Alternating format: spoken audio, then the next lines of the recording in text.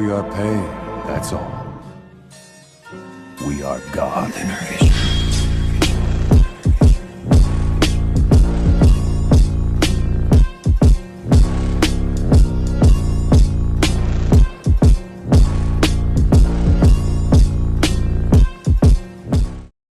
Yo guys! This is part 6 of What If Naruto was sent to another dimension. A different custom. A different language. A different time. A different dimension. Damn it Kakashi, where the hell did your Kamui send me? Don't forget to hit like and subscribe and check the author in the description. Let's start. Chapter 15. Naruto looked up to the sky as he floated in the ocean, the small waves sloshing around his body. After the explosion, Naruto had been thrown far from the guild just like he expected. He'd checked the blast radius as he fell too and was relieved to see it only really encompassed the Phantom Lord Guild. It was a good thing he'd toned it down a tiny bit or else he might have taken a chunk out of the dock. Closing his eyes as he let the water support his weight, Naruto listened to the distant shouting and general noise of his friends along the cry of a few sea birds in the distance. It was nice to have a moment to himself. Naruto! Where are you, boy? Hearing an old voice, the blonde lifted his soggy head from the water. Makarov. How did you know I'd be out here? Weren't you sick? Sitting in a boat, the old man looked down at him in amusement. Simple physics. I was racing over here to make sure my children were all right and saw you in the middle of throwing that devastating, ringing blue and white ball into Phantom Lord. It wouldn't take a genius to work out you'd be thrown this far away from it. It looks like you beat me to the punch in protecting my kids too. I'd just been healed and was on my way here now. Shrugging, Naruto drew on his chakra and pushed himself up onto the water's surface. He ignored Makarov's raised eyebrow and took a few steps back.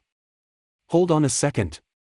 Futon, Fukuha Kanso no Jutsu, wind release, clothes drying technique. Water exploded off him and Naruto looked down at himself in satisfaction. Best thing I have ever created. Climbing into the boat, Naruto took a seat and the old man sat back as a pair of oars started rowing by themselves. Chalking that up to the old man's magic, Naruto leant back and looked up. So what happened to Jose? Not getting a proper look at the sky, Naruto looked back down and shrugged. I'm not sure. I toned down the attack and made sure to miss him. He was still pretty close but, hearing the explanation, Makarov raised his chin slightly. Did you kill him? Again Naruto shrugged, but this time he had a resigned frown on his face. I did what I had to stop him. He threatened to slaughter everyone in the guild so I reacted as anyone would when trying to protect their friends. I guess we'll find out whether or not he survived in time. Waving his hand gently, the boat began turning as Makarov directed. I'd prefer to find out sooner rather than someone else find him later. Nodding acceptingly, Naruto looked out over the water to try and spot anything. There wasn't much that remained of the guild, most of it being vaporized by the uncountable, tiny blades of the Raisin Shuriken, spiraling shuriken. Looking over to the port side of the boat, he heard Makarov call his name and pointed out in the other direction. What's that? I see red. Seeing it also, Naruto jumped out and ran over to the ripped fabric. It was a corner piece of the guild master's cape. Picking it up, Naruto looked around. Seeing something a bit more solid in the distance, he walked over slowly. His features darkened as he drew closer, the figure becoming apparent. Former guild master Jose was lying face down in the water, a tinge of red surrounding him. Kneeling down, Naruto rolled him over and looked away. The mage was a deathly pale, his bloodied mouth frozen open in horror and his eyes rolled into the back of his head with only the whites of them showing. Reaching out, Naruto ran a palm over his face and closed the man's eyes. Now able to look upon him, Naruto surveyed the damage. There was no doubt that he had been severely injured by the attack as every single pore on his body seemed to be leaking a pinprick of blood once the water stopped washing it away. There was a large gash in his hairline however, signifying that something massive had struck him solidly, ripping away the flesh right down to the bone. His clothing was mostly okay, if a bit waterlogged and ratty. It was quite the contrast to his actual body. Feeling a bump on his leg, Naruto looked over and saw the boat had lightly tapped him. So he is dead. The blonde nodded but didn't say anything. Nothing was said for a moment before the old man behind him sighed. Best not leave him there. Drag him in. Complying, the boy turned and lifted the drenched corpse into the boat. Laying him down gently, he sat down beside the mage as Makarov inspected him. Well boy, you did what you said you would. Though I do wonder if you directly killed him. This gash is enormous. If that didn't kill him, it would have knocked him out for sure, and lying face down like that for even 5 minutes means he would have drowned. Considering the option as possible, Naruto nodded. Alright, what now? I doubt you'd want to take this back for everyone to see. You also seem to be taking seeing a dead body rather well. Makarov waved his hand again and the boat began gently moving towards the dock on the far end of Magnolia Town. I'll have to contact the Magic Council and let them know of this development. Having one of the 10 wizard saints die is no small thing. They will collect the body. And whoever said I've never seen a dead body? I merely said I've never killed anyone. While he was talking, Naruto noticed Makarov's little body seemed to glow for a second before fading. Ignoring it, he leant back. So what does this mean? Will I be in trouble? Pulling a pen and paper from his jacket, Makarov began to write something. I don't know. All I can tell you is after that flashy attack, you have just dumped yourself right in the limelight. There won't be a guild within 20 miles that won't know about this by tomorrow. Naruto nodded. Yeah, I just hope they don't go and get the wrong idea. Makarov shrugged and replaced the pen back into his pocket.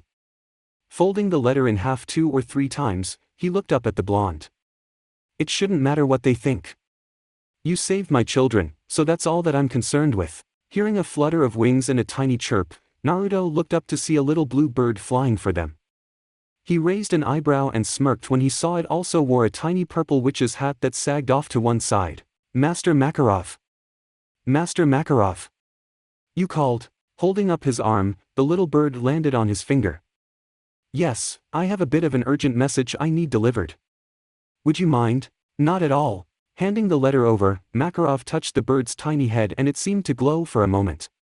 The light passed soon enough, but when the bird shot off like a bullet into the mainland, Naruto knew the old man must have passed on a little magic to energize it. Watching it disappear into the distance, Naruto turned back to Makarov. So what's the plan with Jose? Looking down at the paling corpse, Makarov made a face. We'll have to wait until one of the council mages comes to collect him. It shouldn't take more than 30 minutes, but I really want to get back to the guild to check on them. Shrugging, Naruto crossed his fingers. I'll leave a few clones with him if you want. They can take him away from anywhere the public could see. Frowning, the old mage nodded. That could work. The council will be able to track Jose, so you won't need to worry about signals or anything. I'd stay with him, but my guild comes first, especially after an attack like this. Reaching the dock, Naruto jumped out and roped the boat in. Creating a few clones, he helped Makarov out while his replicas lifted Jose out. Glancing back at the original, they nodded once before running off to the mountains that protected the town borders. Looking down at his companion, Naruto saw the man incline his head towards the guild and start walking. Fight me. Backing away from the excited boy, Naruto looked around at the rest of the guild who were all looking at him in disbelief. Come on Naruto. I had no idea you were that strong.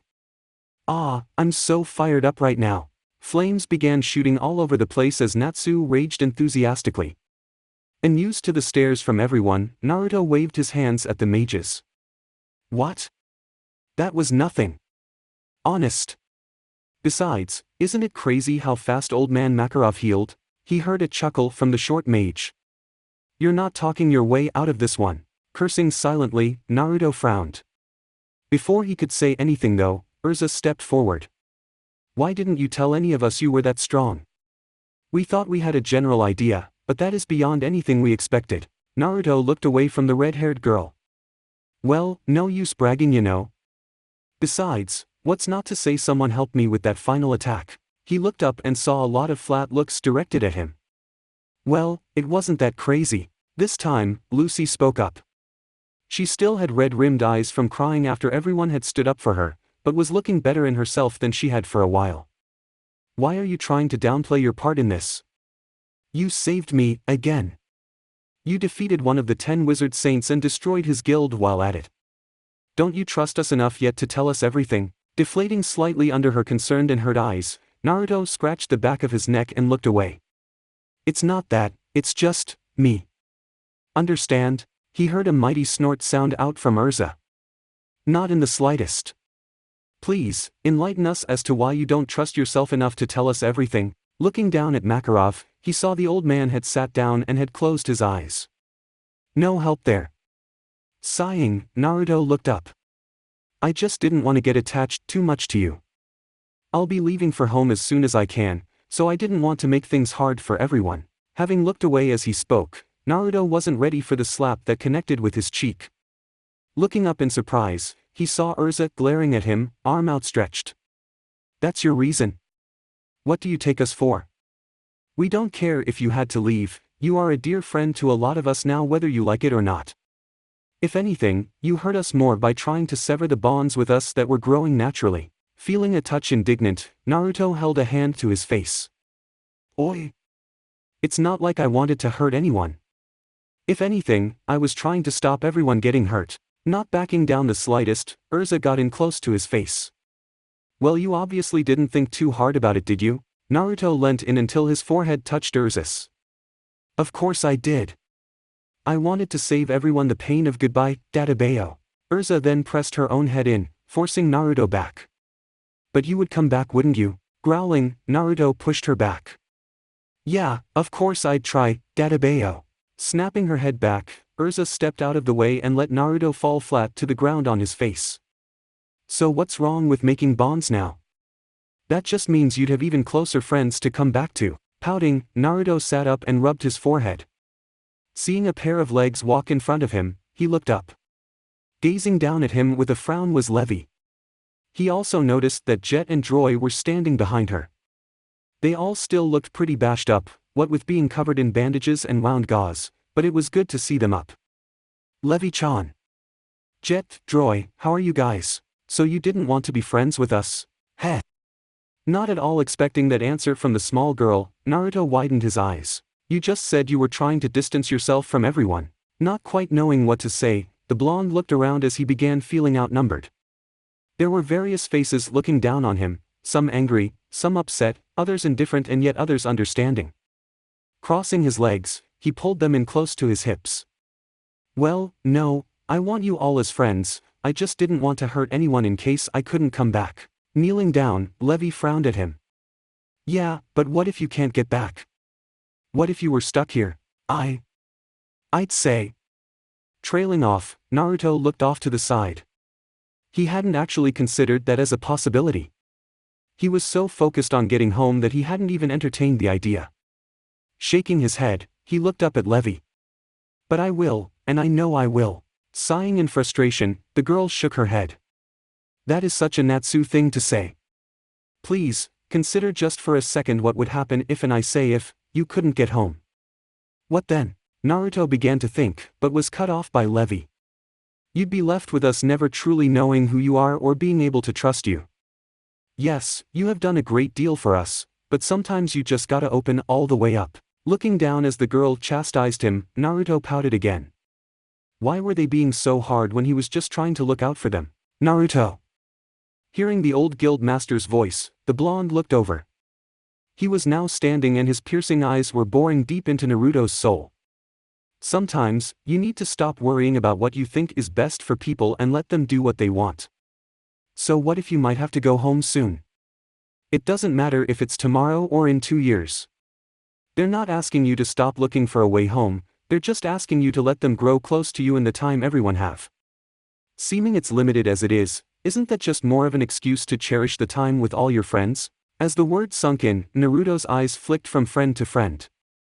In everyone's eyes he saw, whether it be Levi frowning in front of him, Urza standing back still scowling, Natsu smiling that annoying smile of his, Gray trying his best to look disinterested or Mira-Jane looking on worriedly, he saw they all were agreeing with their master's words. Looking back down, Naruto frowned and began drawing in the dirt. Well, fine. Sorry. He wasn't expecting Levi to tackle him the second that word slipped from his mouth. Looking up from the ground, he saw her smiling widely at him. That's fine. I forgive you. We all do. Right? Looking up at the guild, Naruto heard all the mages offer up a cry of support, most grinning down at him. Blushing lightly at the attention, Naruto coughed and sat up, Levi still attached to his shoulders. Yeah, well, thanks for that.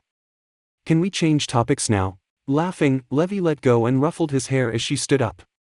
Pulling himself to his feet, Naruto dusted himself down and tried to ignore the positively evil vibes Jet and Droy were sending him.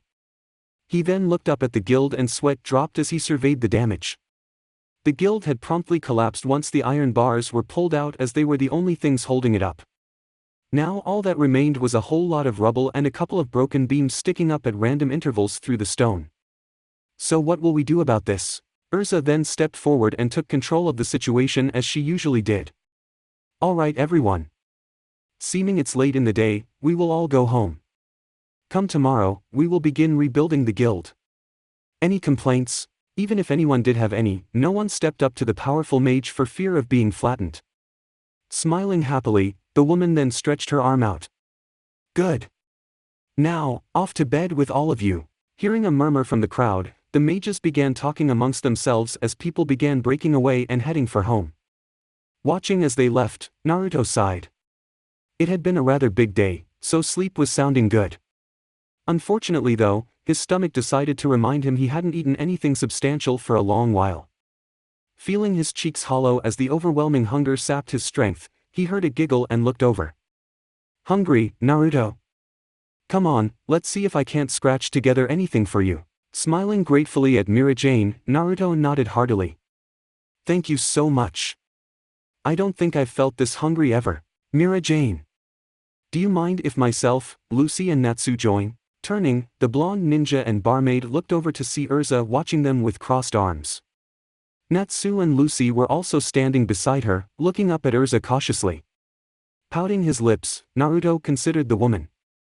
What would you say if we did mind? Laughing loudly, Urza stepped forward and grabbed Naruto's head and slammed it against her iron-clad chest in a rugged form of a hug. Ah, Naruto, you do tell a good joke.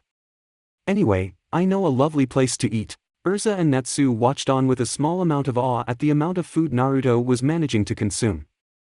Mira-Jane smiled happily and nodded approvingly at the fact the boy had a healthy appetite.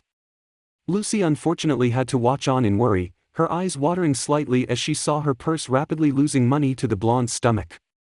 Holding a hand out hesitantly, the girl tried to smile. Naruto, you do know you don't have to eat everything on the menu, right? Naruto nodded and made some noises around a mouthful of food before swallowing and repeating the process. Naruto always knew she'd buy him another round. Happy had accompanied the group and was looking up at Lucy innocently as Naruto continued to devour inhuman amounts of food. You know, I didn't think you'd be that dumb to feed him twice. You grumped over it for hours last time. Moaning and dropping her head to the table, Lucy flinched as she heard another cry for more. I know. I don't even know why I said yes. If anything, he should be treating me to dinner after my traumatic experience. Urza looked down at Lucy in amusement as she sipped a cup of tea. Your cake, miss. Looking up at the waiter, the redhead sent him a lovely smile. Thank you. It looks delicious. Looking down at the cake with excited eyes, the mage slid a fork into the multi-layered chocolate treat and her face lit up in pure delight as she took the first bite. Moaning gently to herself, she furrowed her eyebrows as the chocolate melted in her mouth before swallowing. Sighing happily, she opened an eye and looked over to Naruto, who was continuing to inhale food. So Naruto, I believe Natsu had a question for you. Pausing, the blonde looked over. Seeing himself as now the center of attention, Natsu looked around. Oh, yeah, that's right. Naruto. Damn it, how did you know I was off Phantom Lord before you threw that thing of yours? That could have killed me. Swallowing as curious eyes focused on him, Naruto nodded. Well, I was using senjutsu, sage techniques, at the time, and when I'm in that state, I can feel everyone around me a lot better, so I knew Lucy and Happy had grabbed you.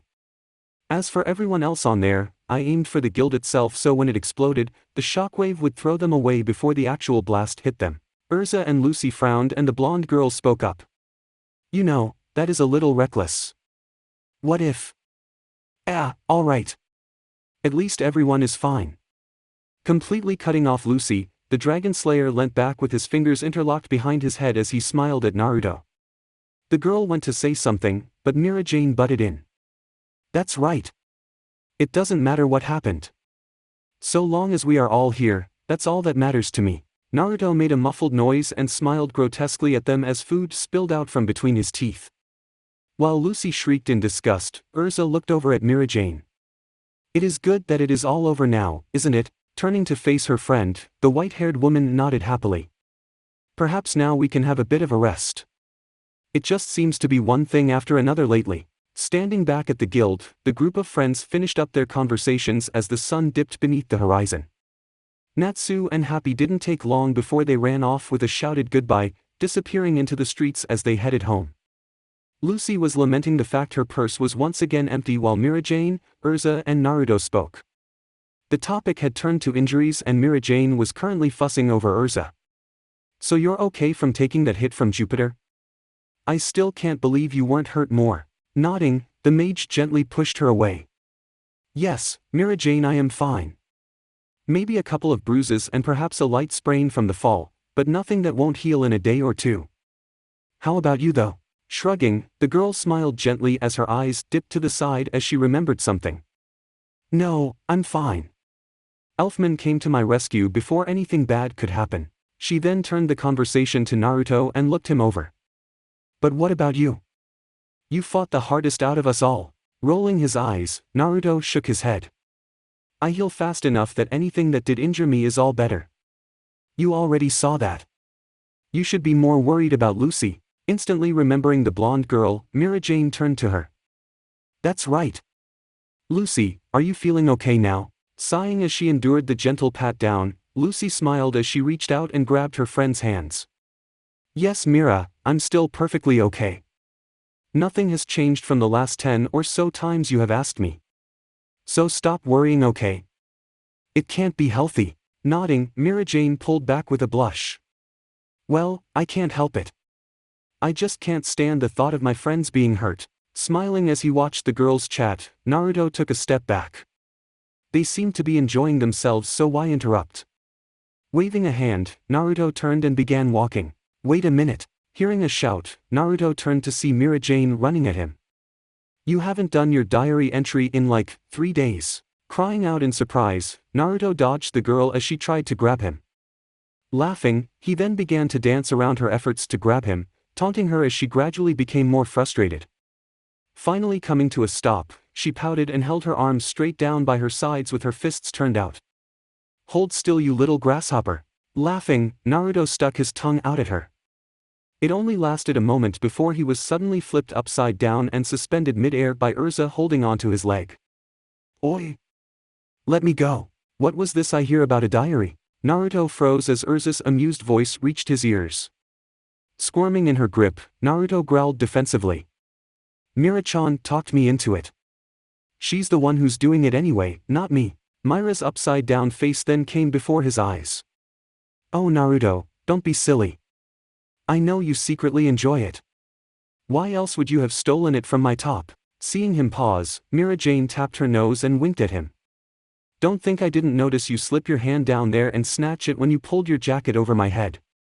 Any girl instantly knows when something touches her there." Naruto pouted and looked away. "Whatever, I didn't even touch you. I grabbed the book, not you." The barmaid sighed when she heard this. "Oh, that's disappointing. I was thinking about your touch the whole day afterwards." Flicking his eyes over to the girl, Naruto could swear he felt something begin pooling in his nose. "Really?" Laughing, Mira Jane flicked his forehead and stood up. "Aw Naruto, you're such a little pervert." Sulking at the flick, Naruto shot her a glance. "Well, you're no worse than me, thinking about me grabbing your boobs for a whole day." Smiling, Mira didn't answer and looked to Urza. "Would you be a dear and put him down? I must find where he put his diary." The redhead had been chuckling to herself the whole conversation and nodded. Dropping the boy in a heap at Mira Jane's feet, she dusted her hands off. "Well, if that's all, I'll leave you two lovebirds alone to sort things out. See you both tomorrow. Lucy, I can walk you home. Bye." Waving a hand at the departing mages, Mira Jane then turned her gaze down to Naruto, a glint of some sort visible in her eye.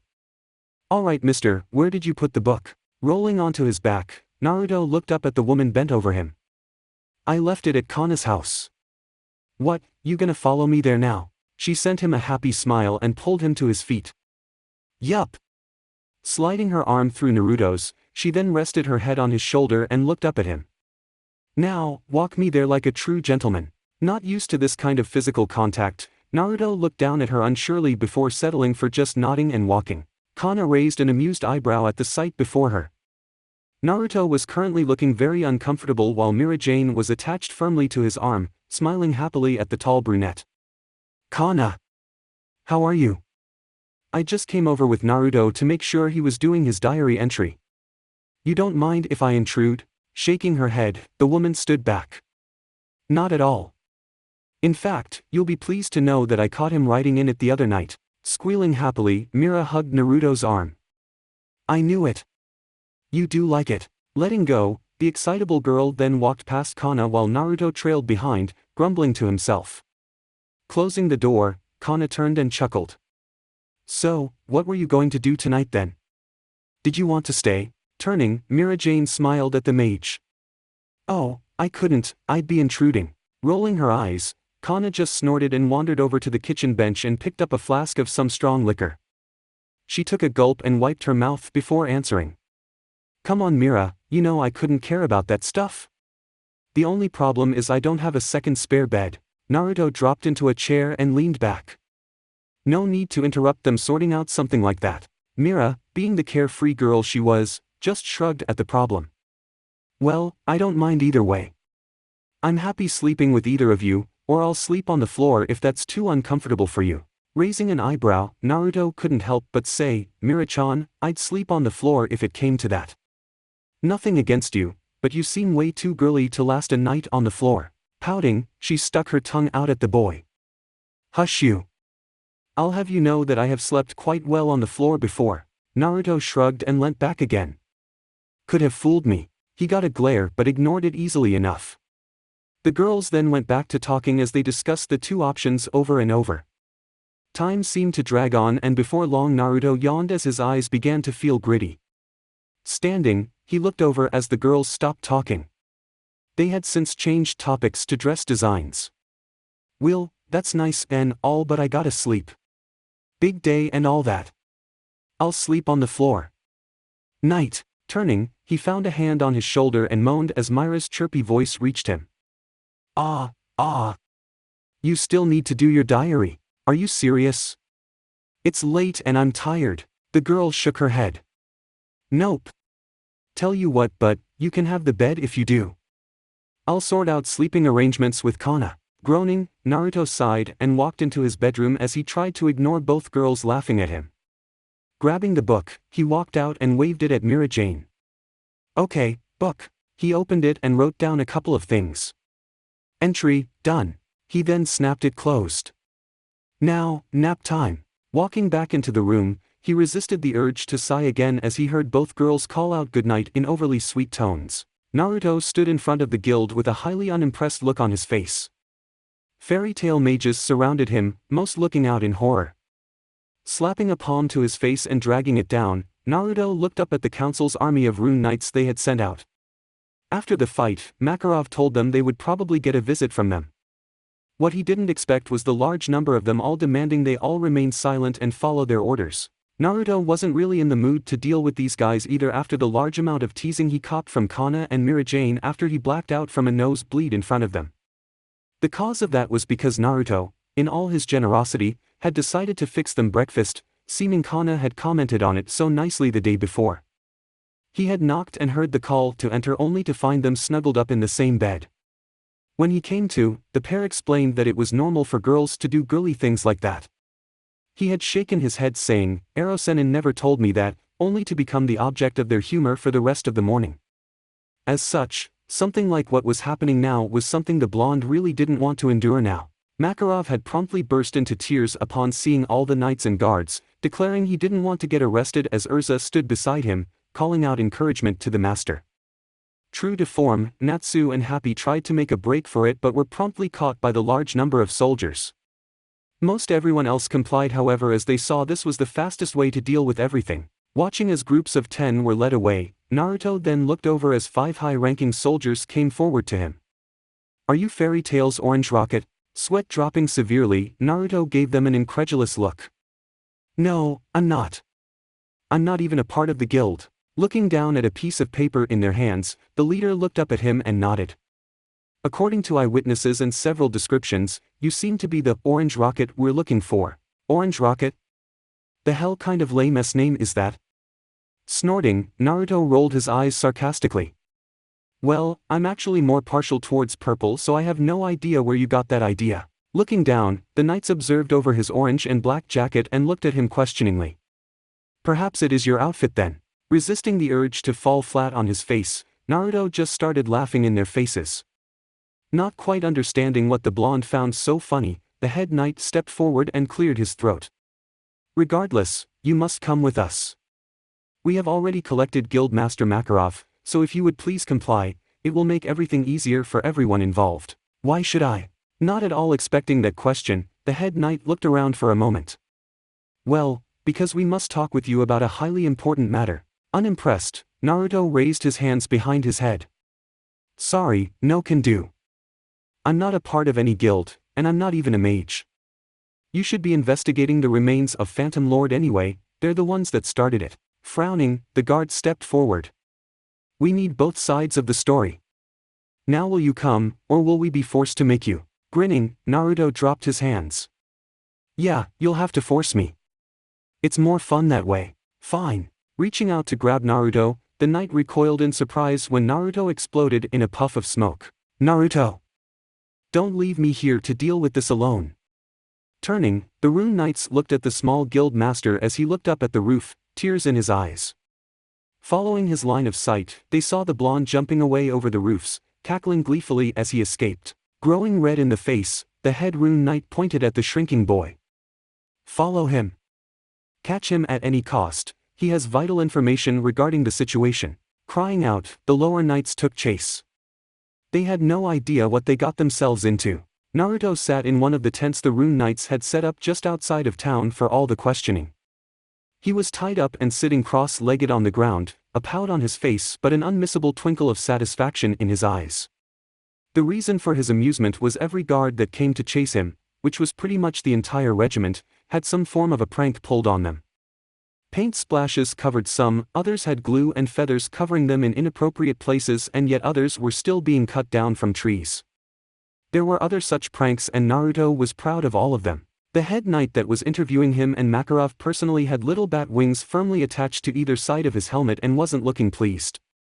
Luckily for Naruto, however, professionalism took over and he cleared his throat. Well, now that we are finally all here, we can begin this. He looked pointedly at Naruto.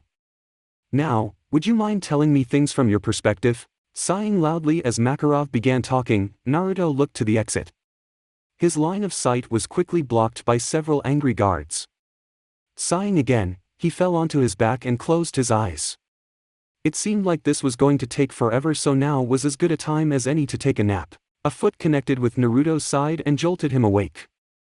Snorting and blinking rapidly, he looked around. Finally awake. It's your turn to give your recount. Yawning as the ropes were cut from him, Naruto scratched his head and looked at the chair Makarov once occupied. Where's the old man? The knight in charge raised an eyebrow. Not that it concerns you, but he went to the toilet. Now, sit. Yawning again, Naruto plopped down. So, what do you want to know? Leaning in, the knight rested his arms on the table. We want to hear about how you defeated Guild Master Jose and managed to destroy the entire Phantom Lord Guild. Naruto raised an eyebrow. Didn't the old man tell you that? The knight shook his head. He saw it from a distance as he came back from being treated, or so he says. We want a record of the first-hand experience. The blonde just shrugged. Not much to tell. I fought him, threw a little attack into the guild and bamf, I broke it. Standing up, the knight loomed over him. There's clearly more to it than that. We have a dead wizard from the 10 Saints who was killed by you. Naruto stared up defiantly. What evidence you got? Sitting back down, the knight crossed his arms. We have a first-hand recount from Master Makarov. Grumbling, Naruto looked off to the side. Damn it, old man, yeah, perhaps I did. It might not have even been my fault though. He was lying face down in the water with a large gash in his hair. He easily could have drowned. Did the old man tell you that? The knight nodded. Indeed, he told me all possibilities. Looking back at the man challengingly, Naruto narrowed one eye. "So you gonna arrest me now?" Chuckling, the knight shook his head. "No. Normally, most definitely we would. However, a great deal of evidence in support of your guild's defense has been put forward, so what you did can be put down as self-defense." Rolling his eyes, Naruto slapped his hands on the table. "For the last time, I haven't joined the guild yet. Why does everyone keep saying that?" Raising his eyebrows, the knight looked at Naruto for a moment. Turning to a guard, he clicked his fingers a few times. "Bring me the latest edition of the Sorcerer magazine." The guard disappeared for a moment before reappearing with a little purple book.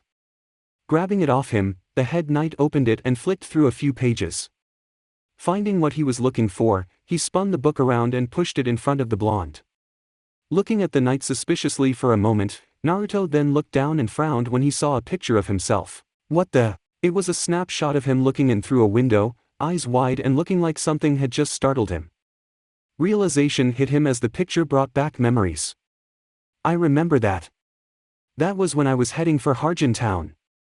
The bastard blinded me with the camera flash." Looking down, Naruto then saw a couple of paragraphs written beneath it. "Hello again, readers. It is I, the ever-loyal fairy tale fan, Jason. This issue, I have a supremely interesting piece of news for all you incredible fans out there. Anyway, let me begin my story back in Magnolia Town. I had just finished a weekend away and was heading back to Harjin Town via the local railway. It was about halfway into the trip when I heard a loud commotion from the last few carriages. Hearing the noise, I couldn't help but be drawn to it. A number of people were rushing into my own carriage, all the while looking out the window. Wondering what could possibly be going on, I took a look out the window and to my disbelief, this teen pictured above was running, yes my good readers, running alongside the train. Never have I ever seen such a display of awesome speed. I was gobsmacked like most everyone else with me that this boy no older than maybe 16 or 17 had the ability to run at such a phenomenal speed. So I thought to myself, I must capture this cool mage in action. I had never seen any pictures of him before, so it is a mystery to anyone where he came from. I took the photo, but wouldn't you know it, the boy is camera shy because he disappeared the second after I took it. Isn't that just too funny? Naruto growled when he read that last bit. It was this retard's fault he disappeared. Anyway, later on I was walking around the lookout overlooking Harjin Town when I overheard some of the locals talking about this dashing, if a bit dirty blonde man dressed in an orange jacket and pants. I listened in good readers and found that he was from Fairy Tail. I couldn't believe my luck that the coolest guild in the whole world had taken on this amazing mage. Resisting the urge to rip the page out with his teeth, Naruto settled for stomping his foot. This guy has no idea. I ain't a mage and I haven't joined. So my faithful readers, I felt it my duty to report back to you with this breaking news as quickly as I could. I have no idea what this mysterious mage's name is, so for now, I dub him the Orange Rocket. This is all I have for the moment, but do look forward to hearing plenty more in the near future. Jason. Sitting back with a huff, Naruto glared at the magazine before succumbing to his inner urge and shredded the book. Ignoring the upset cry of, "Oi, that was my edition," Naruto saw back in his chair with a huff and crossed his arms. That's the biggest load of crap I have ever read, and I had a teacher that specialized in written porn. Naruto. Hearing his name shouted out from behind him, the boy turned just in time to catch a whack across the back of the head from Makarov. Hissing in pain, Naruto held his head and turned to face the old man, fiery anger burning in his eyes. The hell was that for, old man? Growling, Makarov pointed an agitated finger at the blonde. You! Running around and being all like, "Oh, I'm totally a part of Fairy Tail.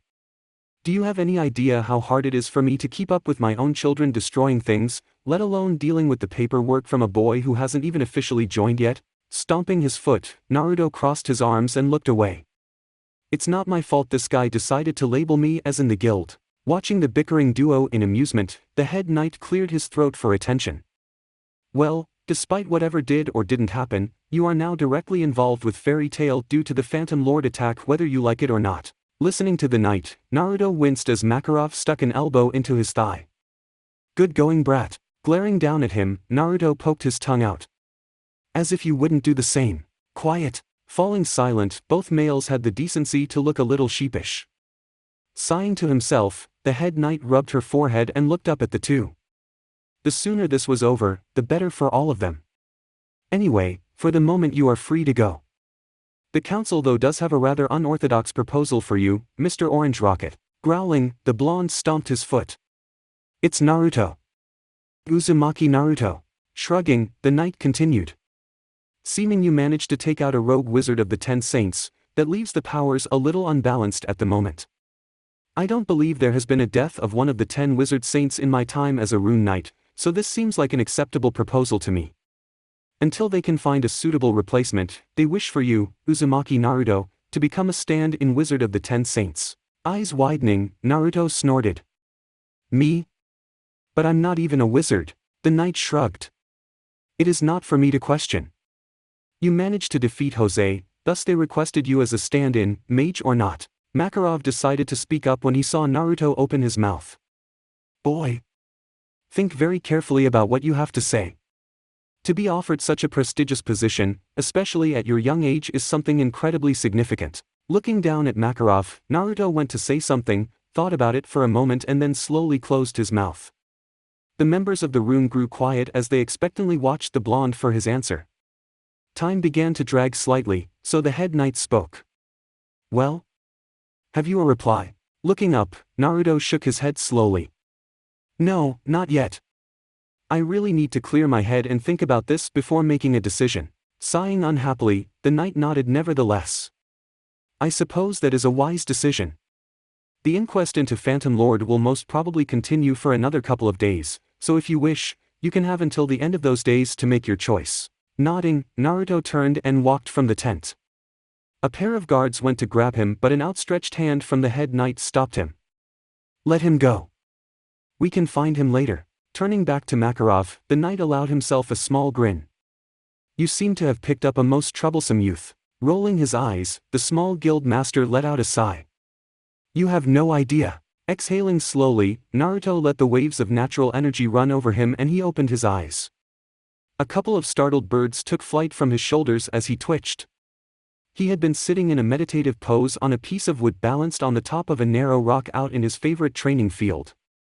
He had been trying to clear all the excess thoughts from his mind about everything that had been happening recently and it had just started to work before he sensed someone's presence.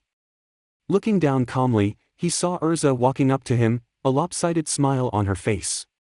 Well now, I didn't think I'd ever see you sitting so still. Smiling at her, Naruto shrugged.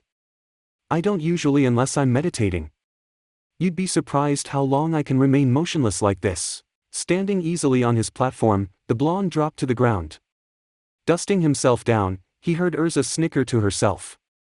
What? Pointing over his shoulder, the mage raised an eyebrow. Maybe next time you should put a scarecrow up beside you because one of those little birds left you a present. Eyes widening, Naruto grabbed his shirt and pulled it forward to reveal a little, yellow-white patch on the back of his jacket. Groaning, the blonde let go and the fabric settled back into place. Well, that's just brilliant. Chuckling, Urza handed him a flask of water from somewhere on her person. Here, use this. Smiling thankfully, he drenched his shirt and removed the stain. Handing the flask back, Naruto concentrated for a moment before a shockwave of air shot out from him, drying the patch on his shoulder. Watching with interest, Urza tucked away her flask. That's a curious little trick. The blonde grinned. Yeah, made it up myself. So what are you doing all the way out here? Folding her arms across her chest, the mage gave him an amused smile. The master showed us the entire article in the Sorcerer magazine. Growling, Naruto kicked at some dirt at his feet. I'll have you know I'm not camera shy, he just blinded me with that damn flash of his and made me trip. Oh, and if anyone takes to calling me the Orange Rocket, I will hurt them. Such a tacky name should never be used to defile Orange. The Orange Flash, that's more like it. But Rocket? It sounds like the title of a crappy movie. Laughing at him, Urza covered her mouth. He gave her a dirty look, but smiled soon enough. Indeed. I'll make a point to relay that to the relevant guild members. The master seemed pretty cranky that you were linked to the guild though. Nodding, Naruto growled. Yeah, something about not wanting to deal with the paperwork I'd generate outside the guild. Holding her hands behind her back, Urza smiled. That's just his way of saying he'd rather you in the guild because then it wouldn't be a chore. Looking at her curiously, Naruto tilted his head. Does he mean that, or are you just saying it to make me feel better? Shaking her head, Urza sighed. Have you forgotten about what happened back at Clover already? He asked me to interview you as a guild member candidate. Looking up in thought, Naruto nodded. Oh yeah, that's right. Feeling Urza's eyes trained on him, the blonde looked down and noticed her staring at him intensely. He watched her for a moment before she spoke. Do you have your answer yet? He looked at her cautiously. To what? Rolling her eyes, Urza sighed patiently. Honestly, you are so much like Natsu, in some ways it's uncanny. I mean, in regards to your entering the guild or not. You said at the time that you couldn't make that choice yet. Well, I'd say it's been plenty long enough for you to definitively say whether you want in or not. Nodding slowly, Naruto ran his tongue along the underside of his top lip. Seeing him thinking, Urza decided to lay on a little pressure. You have pretty much solidified yourself in the guild's heart as it is. Your efforts with Phantom Lord and Lullaby were impressive enough in themselves, but you have also managed to befriend a great number of our more significant mages. She blushed lightly as she looked down. You even helped me with my own personal demons when no one else could. You have proven yourself a trustworthy man, and even if you don't join, you will forever have my gratitude. That would be easier to copy, however, if you do decide to join. She trailed off and looked up at Naruto from under her fringe. Looking down at her, Naruto waited a little longer before sighing.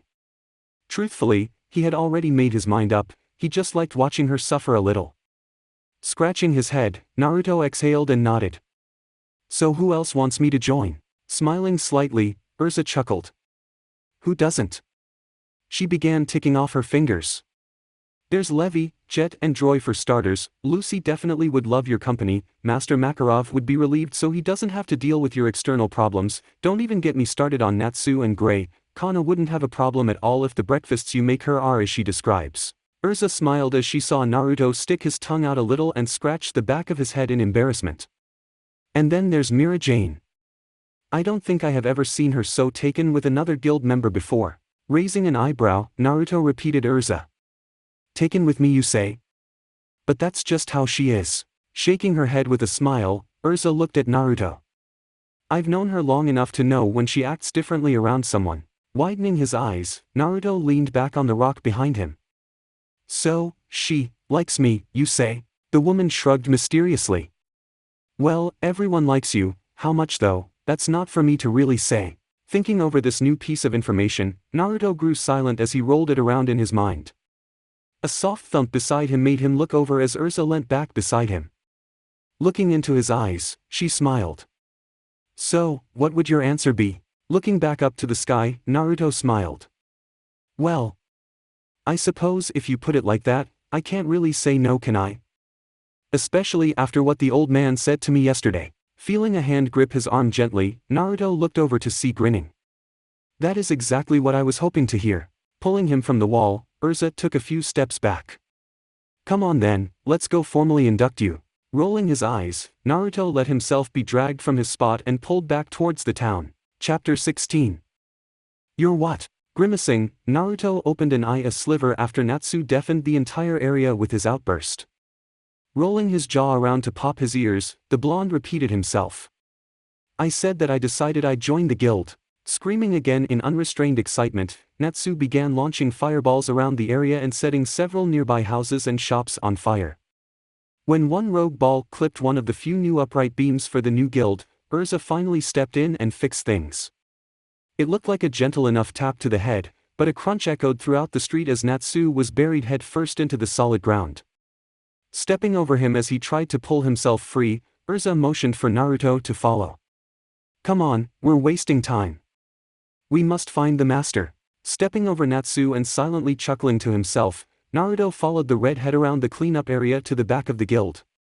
Looking around, the woman spotted Makarov directing a few mages and walked over. Smiling widely as he saw her, Urza came to a stop and crossed her arms. Master! I have some good news for you that you have been waiting to hear for a while. Naruto, if you would. Smirking, Naruto walked up to the old man and knelt down before him. I decided I'll join the guild. You are a persuasive lot, are you now? Closing his eyes in thought, Makarov started speaking. So you finally accepted, hey? What about all the damage you're gonna cause and all the extra paperwork I'm gonna have to fill out? Naruto grinned and rubbed a finger under his nose. Oh, come on old man. You honestly think I can do more damage than Natsu, Urza and Gray combined? Naruto turned slightly as he heard a hum of agreement from behind. He does have a point, master. We three do have a pretty bad track record. Hearing a sob, Naruto looked back down to see Makarov staring down at the ground despondently. I know, Urza. I've been dealing with your messes for years now. Hearing Naruto chuckle, Makarov sent him an annoyed glance. Oi, do you want to be a part of this guild or not? The blonde shrugged. You heard what the Rune Knight said and what was written down in that magazine. Trailing off for a moment, he shuddered. Anything I do is gonna come right back here. Might as well make it official. Sighing again, Makarov just waved a hand at Naruto and looked at the mass of rubble before him. Fine. Go find Mira, she knows where the stamp is. Now shoo unless you want to help. Smiling, Naruto turned to see Urza smiling right back at him. Wonderful. Now to find Mira Jane. Walking from the old man as he started barking out orders, Urza pinched Naruto's shirt and pulled him towards the makeshift bar. Letting go, she pointed. That's where we'll find her. You might want to think about what color you want, as well as where you'd like it. Naruto had his color picked in a second. Where to put it though caused him a bit more trouble. Hearing the white-haired waitress call out to them, he looked up. What's up guys? Someone told me something interesting was about to happen, but wouldn't tell me what. Naruto shot her a grin and wriggled his eyebrows. Really now? Might it be that I decided to join the guild? The barmaid's eyes instantly widened in joy and she clapped her hands together a few times. Really? Oh, that is just wonderful. I'll go grab the stamp. Squealing, she spun around and began hunting through some of the salvaged objects behind the counter. She found it soon enough and reappeared, holding a large rectangular piece of wood with a little knob on the top. Flitting around to the customer side of the bench, she raised the stamp and smiled. All right, where do you want it? Looking around in thought, Naruto tried to think of a place. Seeing him pondering, Mira Jane decided to help out. Well, I have mine on my thigh like I said. Urza has hers on her shoulder, Lucy on the back of her hand, Gray on his chest, gosh, even one member has it on his tongue. Hearing that last option, Naruto raised an eyebrow. His tongue. The girl nodded. Naruto pursed his lips slightly. That's a bit weird. Hearing a chuckle, he looked over to Urza. We have a diverse range of characters in our guild. That is just another example. Oi, Naruto!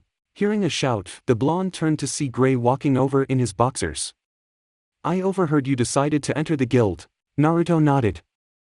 Yeah, just trying to think about where I could get it. Gray snickered. You know, you could get it on your lower back as a tramp stamp. Naruto gave him a flat look. I'd rather not look like fairy tale's prostitute, thank you very much. Laughing, Gray slung an arm over Naruto's shoulder. Just a suggestion. Don't take it to heart. Nasty. The next thing Gray knew was the sense of flight as Naruto hurled him away in disgust. The blonde cupped his hands to his mouth as the now naked teen disappeared over the rubble. Quit hugging other men while naked. Turning back to the girls with an agitated tick mark above his eyebrow, Naruto ignored their giggling and ran through some options in his mind. So where could it go? Somewhere cool. I can certainly think of where Jiraiya-sensei would get it, although only women would be able to see it. Actually, Looking up, Naruto held his hand palm out. I want to get it on my palm. Raising her eyebrow, Mira Jane looked at it. Well, your hands are easily large enough, but why there? Naruto's face softened a bit as a nostalgic smile graced his lips. Well, it'd kinda be a memento of my late teacher. He wrote on my palm to help me learn a technique, so I thought there would be a good place to have it. Smiling as she nodded understandingly, Mira Jane reached out and pressed the stamp into his palm. Well, that's a plenty good enough reason. Now, what color would you like? The blonde didn't miss a heartbeat. Orange. Giggling, the young woman focused some magic into the stamp and it glowed as it did its job. Pulling his hand back, Naruto studied the new insignia impressed into his skin. Nice. Covering her mouth with a hand, Mira Jane gave him a mischievous smile. I guess the Sorcerer magazine was right in calling you the Orange Rocket. The blonde instantly bristled and sent her a dark glare. That has to be the lamest thing anyone could have hoped to ever call me, and I've had some bad nicknames, Dadabayo. Giggling, Mira Jane walked back around to the service side of things. I had an idea you wouldn't think too much of it. Growling, Naruto crossed his arms. Yeah, and if I ever meet the guy, I'll be sure to tell him just what I think of his stupid name. The barmaid rolled her eyes as she put the stamp back in place. Well, you don't have to worry about that. Jason is fairly regular around here. He usually pops up every few months or so. He's one of Natsu's biggest fans. Sighing, Naruto looked over to the boy as he glared in his direction, his gaze resting on Urza. It looked like he was still cranky over being buried. Can't really say I can understand his motivation, but whatever. Taking another look at his palm, his gaze then turned to Mira Jane as she started speaking. So what is the newest member of Fairy Tail going to do now? Naruto shrugged. Well, I actually need to get in some training. I have a few things I want to try work out. Feeling a hand on his shoulder, Naruto turned to see Urza giving him a smirk. Well now, seeming you are the newest member of Fairy Tail, I think you should help with the cleanup first before you do anything. Sighing, Naruto nodded. Oh good, I was scared for a moment you were going to say something else. Crossing his fingers, Naruto let 20 or so clones pop into existence. He then heard several indignant shouts from other guild members, seeing the technique as a lazy way out. Merely giving them a cheerful smile and a wave, he ignored their answers and turned back to Urza. That should cover me, yeah. Nodding approvingly, the redhead beckoned to the clones to follow. Indeed. You may go now. Just as he was about to leave, he heard Mira Jane call out to him. Oh, Naruto. Could you please leave me, Naruto? She's just such a dear and works so hard, not to mention everyone loves her. Rolling his eyes, Naruto nodded and created 2 buxom blonde barmaids for the woman. Here you go. Just keep an eye on them. Nodding cheerfully, Mira gave him a wave as he left before turning to her latest set of helpers. Finding himself in his usual training ground just outside the city, Naruto removed his jacket as he finished his warm-up. Now ready, he looked down at his hands and flexed his fingers. Ever since he fought Aragorn back in Onaba Station, the man's abilities had intrigued Naruto. He was a wind-based mage, and yet he did things with his ability that Naruto had never seen a ninja do. Yeah, he'd seen people fly and levitate, but it had all been accomplished through a special ability or trait that the blonde didn't have. What Naruto wanted was something like those wind-based attacks, except in a way he could teach an average ninja. The technique that interested Naruto the most, however, was Aragorn's ability to fly. Looking at his feet, Naruto reasoned there were 2 possible ways to go about this. The first was simply an extension of chakra control. Tree climbing was the most basic of those skill boosters, followed by water walking. Now, with tree walking being incredibly hard and the water walking being just as hard again, Naruto could only guess that air walking would be that hard again to learn. The other possibility, the one Aragorn most probably used, was sustaining a consistent flow of wind underneath him to keep him afloat. Considering that it'd probably be easier to start with what he already knew, Naruto focused on flowing chakra to his feet. Alright, come on, let's get off the ground. He slowly increased the chakra output, his smile growing as he felt something begin to happen. What he didn't expect to happen though was for the ground to explode from under him and send him flying a good 20 feet to land on his face. Groaning and rolling over, Naruto looked back at the crater he made and sweat dropped. Well, I suppose I should have expected that. Climbing to his feet, Naruto frowned as he thought over the first of many failures. Maybe I could try running. Worked for the tree. New idea in mind, Naruto started jogging, focusing chakra down into his feet as they touched down. Grinning as he felt himself start to jump higher, Naruto picked up pace. His feet slapped into the ground, cracking it and pushing him further into the sky with every step. Laughing, Naruto waved his arms around a bit to stabilize himself in the air as he fell. Taking another step, the ground suddenly exploded under him, again. Not at all ready for the shock, Naruto was sent tumbling through the air with a surprised shout, completely out of control until he collided with a tree and slid down the trunk. Landing in a sitting position, he ignored the ache in his back and cupped his chin with his index finger and thumb as he considered the latest trial. While fun, that was nothing more than an altered version of channeling chakra into one's legs to get that boosted jump so many ninja use. Looking at the hole he created and the multiple cracks around it, Naruto raised an eyebrow as he considered the damage. It looked a lot like what Tsunade-chan did when she punched the ground, only nothing as impressive. Standing, Naruto took a moment to think over that possibility. He remembered someone, Ero-Sennin or Tsunade, telling him that the way she hit so hard was releasing a shockwave of chakra the second her fist hit her target. Now, Naruto didn't have that kind of control in his hands, but attempting that into the ground shouldn't be too hard through his feet. Looking around to make sure he was in a relatively safe area, Naruto jumped away from the tree and built up chakra in his feet as he stretched his legs out. The resultant boom rocked the earth around him as the ground collapsed beneath Naruto's feet. Chunks of earth rose up around him, multiple fissures shooting away from his point of impact. Hearing a distant cry of panic from the town after the light earthquake, Naruto's sweat dropped and looked at his feet buried under large chunks of earth. Pulling his legs free, he decided that could wait until he was further away from people until he tried that again. It was still a pretty cool little trick though. Definitely worth looking into later. Thinking back to his flight attempts, Naruto looked around as he tried to come up with an answer. Deciding to butt heads with himself, Naruto crossed his fingers and created 3 clones. So, any ideas? Each adopted a thoughtful expression and began bouncing ideas from one to another. Well, maybe you weren't running fast enough? Naruto shook his head at the clone. No, I don't think that would matter, but what about the tree climbing? If you went fast you got higher, a second clone piped up this time. Maybe, but we gotta even get off the ground to begin with before we can run. Actually, looking at each other, the Narutos grinned. We've been channeling chakra into the ground. Each then raised a foot and proceeded to push chakra down into their feet and in turn, into the air surrounding their feet. Each frowned in turn as they tried to mold the very air into something they could stand on. It took a couple of minutes, but soon enough one of the clones' eyes lit up. I can feel something. Grinning, it dispelled and transferred the knowledge around. Now armed with a starting base, the remaining blondes focused on trying to make that something a platform.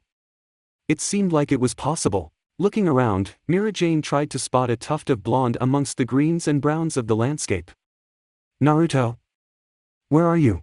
This is impossible. Hearing a thump, the woman smiled and rolled her eyes before making her way over towards the frustrated shout. Walking around a rock, her eyes widened as she surveyed the area. Holes and big chunks of earth sticking up out of the ground disrupted the serenity of the field, a number of large cracks between the craters almost breaking everything up into grids. Hearing another thump, Mira Jane turned to look at the rock she just came around and saw Naruto sitting down, frown on his face and his arms crossed. Folding her hands behind her, the barmaid walked into view. Hey there. You having a few troubles? Looking up, Naruto's face relaxed when he saw his friend. Oh, hey Mira-chan. Yeah, this stupid technique is being difficult. Leaning down curiously, Mira Jane raised an eyebrow. Oh? Mind showing me? Grinning at the opportunity, Naruto jumped to his feet. Yeah sure. Watch my feet. He then began focusing and Mira Jane watched it intently as his leg seemed to shiver a little bit. She saw him lean forward slightly but then he stopped. Nothing more happened for a while, so she looked up at Naruto. What's supposed to be happening? Just as she said that, Naruto suddenly pushed off into the air, almost like he was standing on a step. Gasping, Mira Jane took a few steps back as she watched Naruto begin to sweat. How are you doing that? Unfortunately, Naruto didn't have a chance to answer as he abruptly dropped to the ground before the earth erupted beneath his feet. Squealing in shock, Mira Jane shielded her head as chunks of dirt rained down around her. When the soft plops of dirt stopped, she opened one eye tentatively and looked around. Naruto? Hearing a grunt, the girl looked over and saw Naruto walking around from behind the rock looking quite grumpy. He shook his head and a couple stray clumps of dirt dropped from his hair. I've been trying that for the last 3 hours. I got what I showed you down in like 10 minutes, but I cannot get any further than that. Looking at the boy curiously, Mira Jane pursed her lips. So, what are you doing exactly? Are you flying? Naruto shrugged and dusted down his top. Well, eventually I want to be able to, but for now it's more like standing on the air. Blinking several times, Mira Jane cocked her head. Isn't that flying? Naruto shrugged. I suppose. It's not what I want though, so I'm not counting it. Ah. Turning her gaze back to the hole Naruto just created, the woman then turned her eyes back to the town. I assume these are the reason we've been having a couple of small earthquakes today. Naruto nodded and walked over to his jacket. Probably. Frowning, Mira Jane rested her hand on the rock. So, how do you actually do it? Flapping his jacket, Naruto kicked off the dirt that had accumulated. Chakra. What I do is push it down into my feet. It creates an attraction, or something. I dunno how it works too well, just how to do it. I stick to walls this way, float on water that way, and hopefully I'll be able to use it to stand on the air. It's just crazy hard. Shaking her head disbelievingly, Mira Jane sighed. You must tell me more about this. Naruto looked up to the sky as he remembered something. Yeah, Urza said she wanted to know about it too.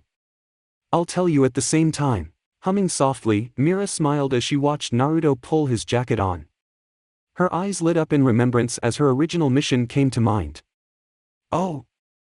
Naruto, the reason I came out was because the Rune Knights need to talk with you and Master. Looking over, Naruto gave her a flat look. Right now? I'm kinda busy. She smiled happily and nodded. Yup. They just came back with the last group from questioning, so it's your turn, I suppose. Sighing, Naruto zipped his front up and shook himself down. I guess that explains why they sent you out here instead of Urza then. Grumbling, Naruto looked at her. Well, I dunno what else they need to know. I told them everything already. The girl just shrugged and turned. They don't tell us much, just who they need next. Nodding begrudgingly, Naruto left his destroyed training ground and followed his messenger. You have both been summoned to the council's tower. What? Copping an elbow to the thigh, Naruto looked down at the master. Shut up, brat. Just follow their orders and everything will go smoother. Crossing his arms, Naruto frowned and looked away. I got training to do. This is just a waste of time. Besides, he said I could have until the end of 3 days before I had to say anything. This is unfair. The head Rune Knight stepped forward and sighed. It was still only the first day he had met the blonde and already it was proving to be more than he was used to. The time I gave you was merely what I granted you. I never said that's what the council gave you. Besides, it shouldn't take more than half a day to be completed, a day at most. Motioning at the carriage behind him, the knight closed his eyes and silently prayed that he wouldn't have to be stuck chasing the blonde around the town again. Thankfully, this time he heard the grumbling voice pass him and then the creak of a body entering the door followed by a thump as it sat down. Letting out a breath, he looked down and saw Makarov looking up at him, smirking annoyingly. Ignoring it, he motioned to the carriage. Please, Master Makarov. Nodding his head, the small man then walked to the carriage and crawled up the steps. Watching the door shut with finality, the knight breathed a sigh of relief as the hardest part was completed. Waving at the driver, he heard a snap of reins and with a whinny the horse-drawn coach began pulling away. Let those higher mages deal with that boy for now. Naruto sat with his elbow resting on the windowsill, chin in palm and a bored expression on his face. It hadn't seemed to have taken anything like this long when he hitched a ride with Urza. Turning to look at Makarov, Naruto yawned and shifted position. So how much longer now? Opening an eye, the guild master sighed. Still another hour or so. Not everything in this world is as fast as you. Groaning, Naruto wriggled around uncomfortably. I should just run there then and get it over with so I can get back home. Opening both eyes, Makarov leveled a gaze at the blonde. You do realize you must take this at least somewhat seriously. There are a good number of mages out there that would love the position you have been offered. Naruto sighed. But I don't even know what this is about. Like, do I get special privileges or something? Honestly, I can understand the idea of moving up through the ranks, that's all I strived for in my own world. I just can't see how this will help me get home. Makarov nodded and looked out the window. It is a position of great respect. To achieve this is almost like being in control of a whole guild, except that guild is yourself. In essence, that means you have a great deal more freedom in the actions you may perform, along with anything you do, like taking one's life for example. Naruto's ears twitched when he heard this.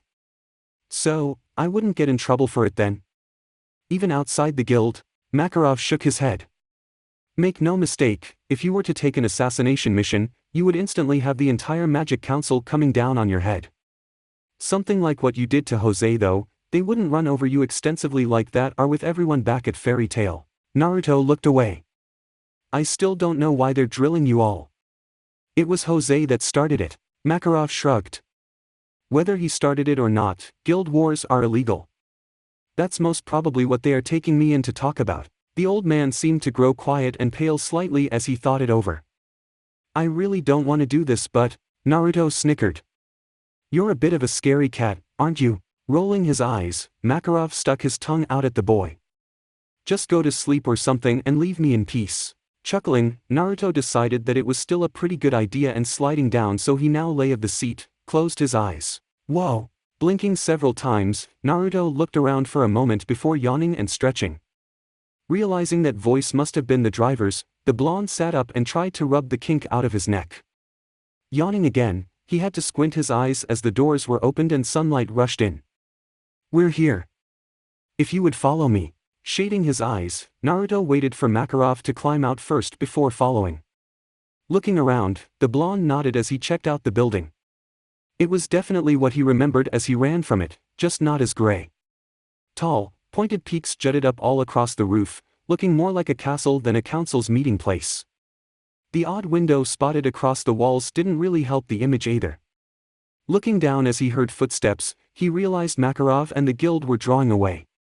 Jogging after them, Naruto realized it was another of those weird toad things that arrested Urza back after the whole lullaby debacle. Sliding his hands into his pockets, he settled into a stroll and checked out the surrounding area. It was very well kept, the hedges and trees all clipped to perfection and the grass was mowed perfectly flat. The path they were walking on didn't have a single blade of green on it, almost like there was a spell on it to keep the grass from venturing past the perfectly straight edge of it. Walking in the massive doors, Naruto nearly bumped into Makarov when both he and the guide stopped abruptly. Turning, the frog bowed to the both of them and spoke. Master Makarov, if you would please come with me, you will be seen first. Honorable Orange Rocket, if you would wait in one of those seats, you will be seen shortly once Makarov has been attended to. Instantly bristling, Naruto growled darkly and held up a fist. I am not Orange Rocket. Tell your leaders that my name is Uzumaki Naruto, Dadabayo. I will not be called something so unimaginative. Not moving from the bow, the toad clearly had dealt with people like Naruto before. No disrespect intended. That was all we knew you by. I shall inform the council members of your true name. Crossing his arms and huffing, Naruto nodded approvingly. The guide and Makarov then turned and began walking, but paused when Naruto called out. Oh, how long might Makarov's thing take? The old man sighed while the guide turned and bowed again. I am not sure. It could be anything from an hour to 6. Anything you need until then will be taken care of by the staff. Now if there are no more questions, I will take my leave. The council members are waiting. Not quite used to such politeness, Naruto just stared at the bowed toad before realizing it was waiting for an answer. No, that's all.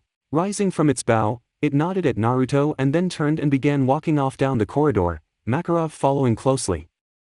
Waiting until they had left, Naruto then turned and looked around the room. It was a relatively simple waiting room, a couple of pictures hung on the walls of some important-looking people, a pot plant in the corner, a few seats and a rug in the middle. Honestly, it looked exactly like Tsunade-bachan's office, except the roof was like 3 times as high. Putting his hands on his hips, Naruto looked around before blowing a raspberry. Well, this is boring. Might as well put those grounds outside to some use and train. Uzumaki Naruto.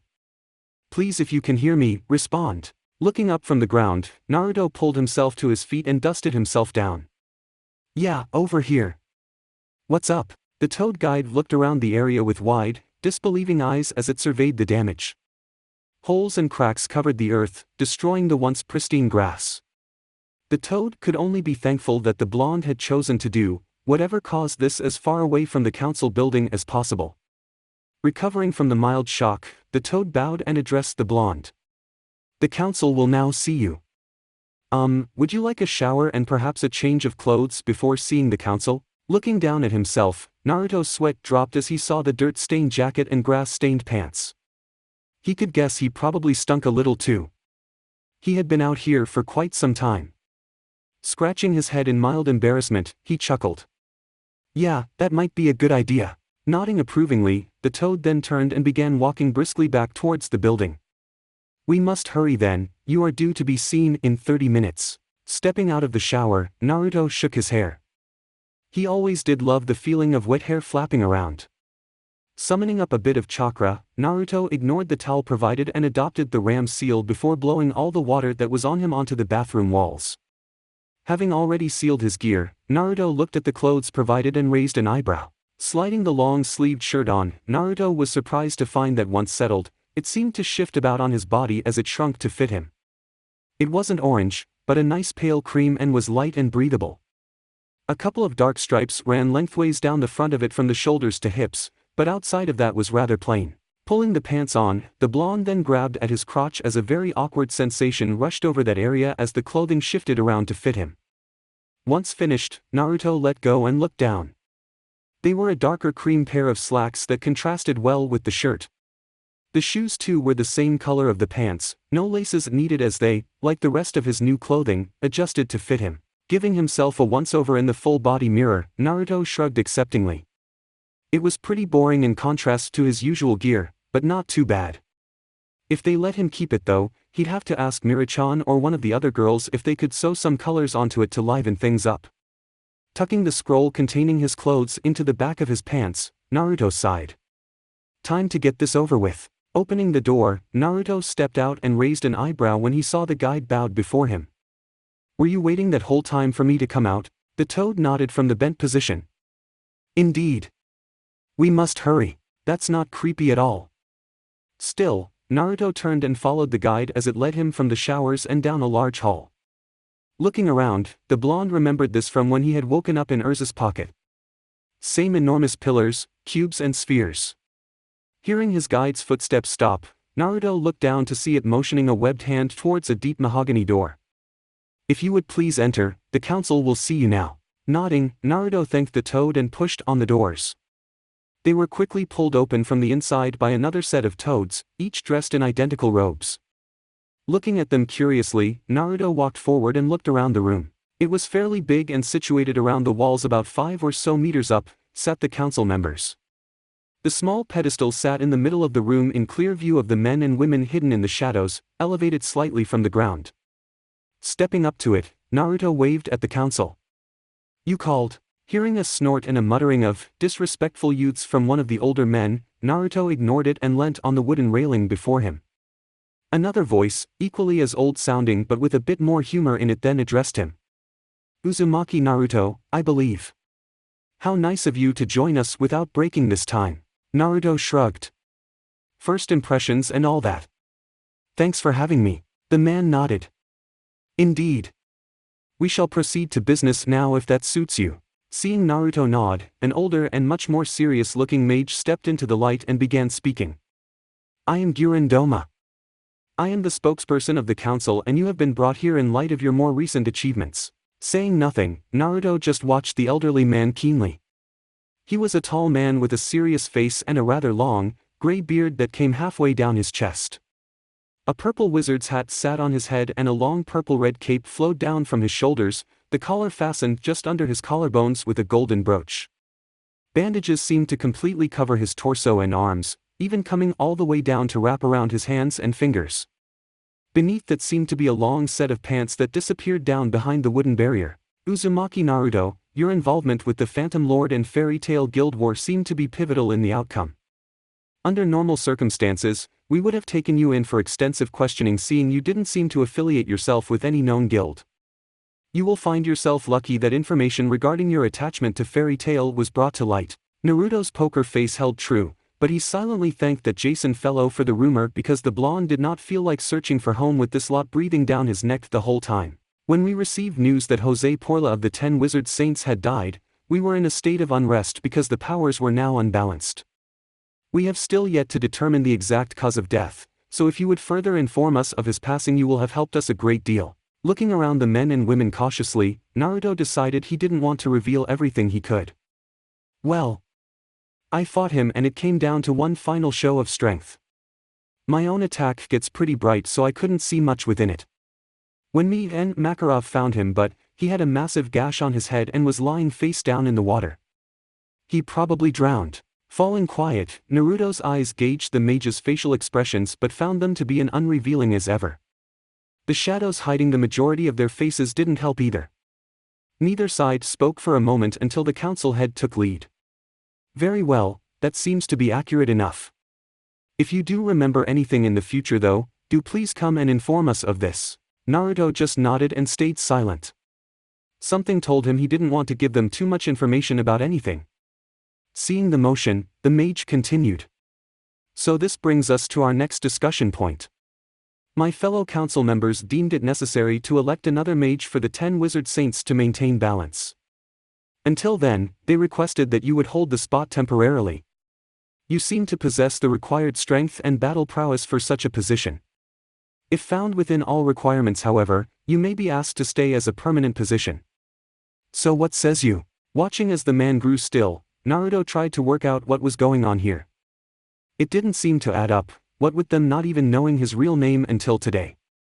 He also couldn't see them forgetting him crashing Urza's trial anytime soon. Reading underneath like he had been taught, Naruto saw that this could very well be a ruse to keep tabs on him because he was an unknown variable. However, the old saying goes, keep your friends close and your enemies closer. He didn't know what the council was to him yet, but this could almost favor him more than it did them. So taking a breath, Naruto nodded slowly. "Alright, for the moment I'll do it." Seeing a number of small smiles, Naruto internally nodded as his theory was strengthened. Stepping forward, Gurindoma raised a hand out towards the blonde. "Good. With that then, I bestow upon you, Uzumaki Naruto, the title of temporary wizard of the 10 saints." Walking from the meeting room, Naruto found Makarov waiting patiently outside. The old man was perched on top of a granite cube, his legs crossed and eyes closed. Upon hearing the doors open, he slipped one eyelid up and watched as Naruto strolled out. "So how did it go?" Shrugging, Naruto put his hands behind his head as his new clothes didn't have any pockets. "Alright, I suppose." Waiting for Naruto to elaborate, Makarov raised an eyebrow as Naruto began to shiver. It eventually popped out as a wide grin crossed his face. "And yeah, I accepted it." Wait till Natsu and Urza hear about this. Despite the fact things didn't seem to add up, Naruto couldn't help but still feel giddy over the promotion. No, it wasn't exactly what he had been aiming for, it wasn't even in the right world, but acknowledgement was acknowledgement, and even if it wasn't quite transparent as to the exact reason, it still felt pretty damn good. He allowed himself a little victory jump and click of the heels as his eyes crunched up. "What do you say about that?" He heard the old man chuckle and he opened his eyes. "I say well done. I don't know any mages who have ever reached such a position at such a young age." Frowning, Makarov then scratched his head in thought. "Come to think of it, how old are you exactly?" Naruto raised his eyebrows. Funnily enough, he hadn't told anyone yet. 16. It was Makarov's turn to raise his eyebrows, as well as widen his eyes when he heard the age. "Honestly? Only 16, Naruto nodded, not quite understanding the fuss. "Why, what's wrong with that?" Makarov shook his head. "Nothing, it's just that I could have placed you at least 20, 22 even. You have a certain maturity about you that makes you seem older than you are." Naruto shrugged. "Well, in my business, you gotta grow up fast or you die. I was only 13 when I fought my first life and death battle." Makarov frowned. "That seems awfully young to be exposed to something like that." Naruto shrugged again. "My world is different to this one. We grow up faster because there's more danger." Sighing, Makarov nodded and rubbed his eyes. "I suppose so. I'll never fully grasp that though." Turning, he began walking back down the hall. A guide seemed to appear out of nowhere, bow and then begin leading Makarov away. "Well, I want to get a little bit of free food before we head home." "Coming?" Feeling the pit in his stomach, Naruto grinned and nodded. He wasn't one to pass up a meal like that. Naruto pulled at what looked like a fried chicken with his teeth and found it to be rather good. Quickly devouring that alongside the various greens, Naruto dropped the plate onto the other 12 or so and raised a hand as he called for another plate. The attendant was again one of the toads that worked here, indistinguishable from the rest of them. It walked forward numbly, not quite able to comprehend just how much food this teen seemed to be consuming. Placing a bowl of broth before him, Naruto's eyes lit up in glee and drool began slipping from his lips as he realized what it was. Hesitantly dipping his chopsticks in, he lifted the bowl to his mouth and took a bite. Joy instantly lit up his face as a tear slid down his cheek, the blonde moaning in bliss as the tastes filled his mouth. Who would have guessed they even knew what this dish was in this world? It had seemed like forever since his last bowl, but now was never a better time for a good feast of ramen. Polishing it off in seconds, Naruto held it up high and looked at the attendant excitedly. Please get me another bowl of ramen. That was absolutely delicious. Nodding, the attendant rushed away, Naruto calling after it, actually, can you get me other 4? Hearing a squeak in reply, Naruto settled himself down into the chair happily and burped contentedly as he began digesting some of what he had gorged himself on. Makarov had left earlier, his excuse being he felt sick from watching all the food disappear into Naruto. Closing his eyes, Naruto rested his hands on his slightly swollen stomach and waited. What he didn't expect though was to hear a chair scraping as it was pulled out and a body to drop into it. Prying an eye open, Naruto was surprised to see an incredibly attractive, dark-haired woman leaning on her hand with a small smile on her face as she watched him. Opening both lids so he could get a better look, Naruto let his eyes quickly wander. On second glance, her black hair seemed to have a purple tinge through it. 2 straight locks hung down her front, ending about midway down her rather sizable chest. She wasn't built quite like Tsunade-chan, but she was certainly endowed with plenty more than the average girl. The rest of her hair hung down her back, the weight of it indicating it probably finished about her lower back. As for clothing, she had a pure white kimono on that had a gold sash tied around her middle, greatly accentuating her already rather generous curves. Remembering where most girls preferred to be looked at, Naruto raised his eyes and studied her face. Her dark brown eyes gave away nothing except a hint of amusement, most probably having caught the blonde giving her a once-over. Her pale skin was contrasted by bright red lipstick that really drew the eyes down. She seemed to know once he was done looking when she spoke up, Uzumaki Naruto. It really is a pleasure to meet you. She then extended one delicate hand, reaching for a shake. Quickly wiping his own on his pants, Naruto grasped it and found her grip to be nearly as strong as Makarov's. Releasing it, she tucked her hand back under her other arm and gave him a smile. Want to go for a walk? Eyes widening, Naruto looked at the woman in surprise.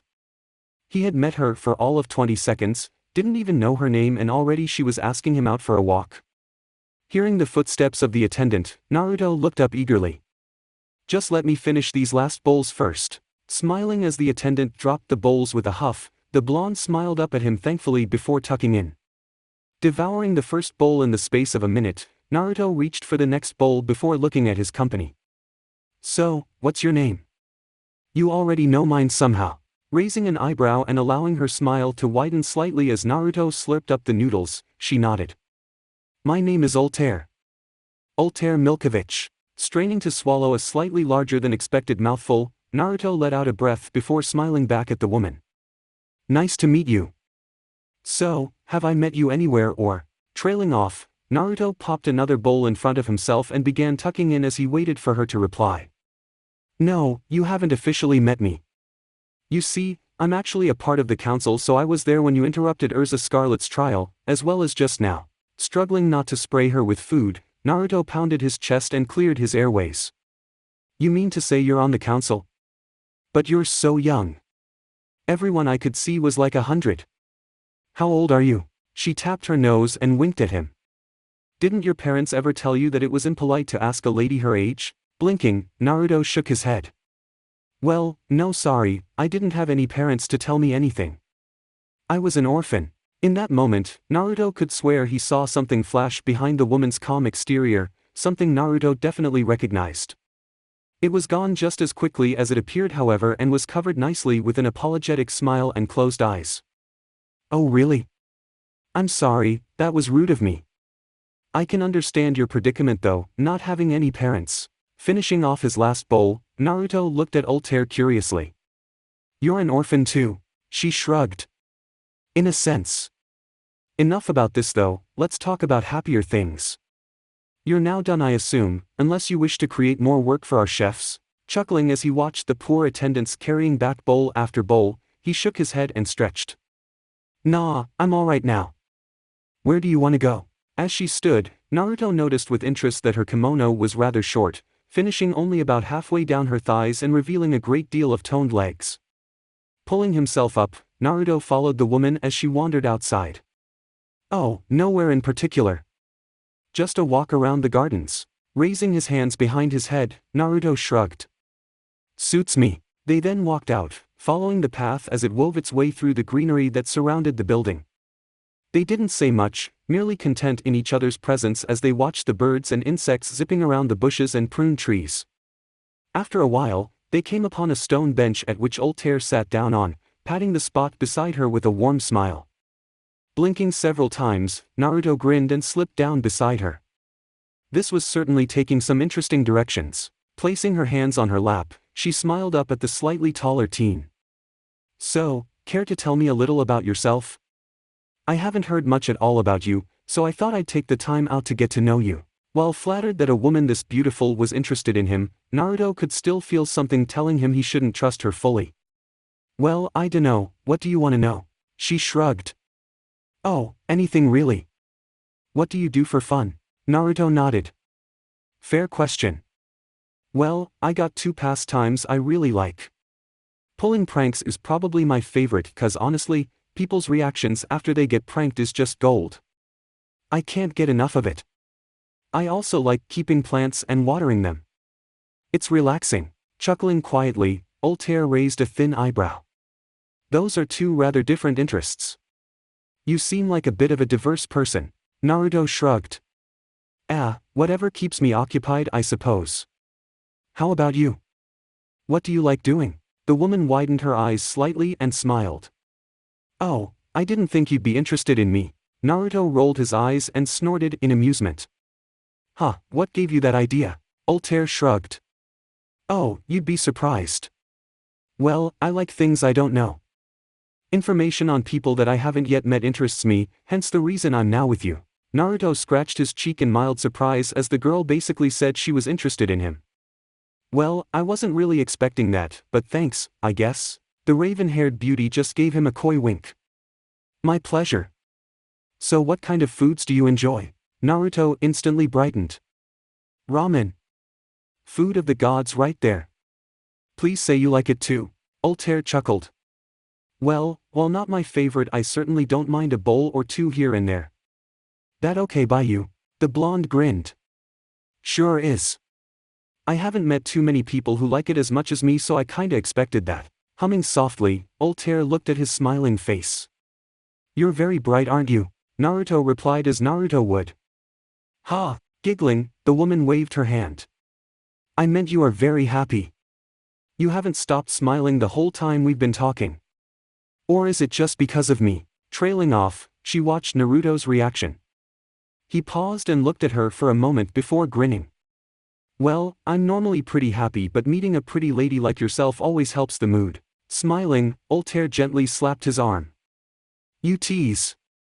So, do you have anything you're looking to in the future? Any goals or something similar? Naruto remained quiet for a moment as he pondered what to say. He didn't want to reveal he was from another dimension, so saying he wanted to be Hokage was out. Considering his answer, he nodded as he came to a conclusion. Well, I suppose a goal of mine is to be acknowledged by everyone and prove I'm not a waste of space. Nodding happily, Altair placed a delicate hand on Naruto's arm. That is a good goal there. I guess today is a pretty big achievement then. Naruto laughed embarrassedly and scratched his head. Well, yeah it really is. It feels good to know people respect you enough to give you something like that. The woman's smile seemed to turn inward slightly as Naruto laughed. Indeed, it is a good feeling. Removing her hand, she twisted on the seat and faced Naruto. Uzumaki, there is something I actually brought you out here to tell you. Raising an eyebrow, Naruto focused. Just call me Naruto. But yeah, I'm listening. Closing her eyes, Altair smiled. Naruto then. My talk with you actually has something to do with the reason the council elected you as the stand-in wizard of the 10 saints. It wasn't something they were going to tell you, but I thought you should know this. Frowning slightly, Naruto wondered why this woman was willing to indulge him so much. Curious nonetheless, he leant in. I'm listening. That's it for the part 6 of this series. Thank you for watching and see you in the next video.